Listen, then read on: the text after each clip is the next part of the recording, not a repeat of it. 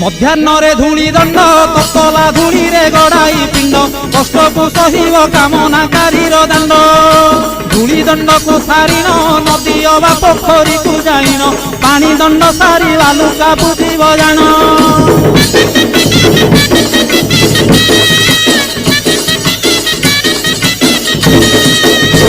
ଦାନ୍ତ କାଠି ନ ଘଷିବ ଆମ୍ବ ପତ୍ରେ ଦନ୍ତ ଶୁଦ୍ଧି କରିବ ଜଳ ଦଣ୍ଡ ପରେ ଅଗ୍ନି ଦଣ୍ଡକୁ କରିବ। କହିଁ ପରେ ଜଳକିଆ କରିବ ନବାତ ଗୋରସଲିଆ କାକୁଡ଼ି ନଡ଼ିଆ ପୂଜା ଦ୍ରବ୍ୟ ହେବ ଯାହା।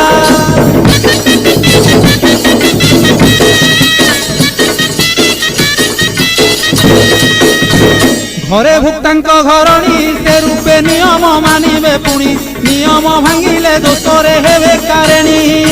ଭୁକ୍ତା ବିଭାନ ହୋଇଥିଲେ ମାତା କି ଭାଉଜ ପାଳିବେ ଭଲେ ସଂକଳ୍ପେ କାଟିବ ପାଳିବା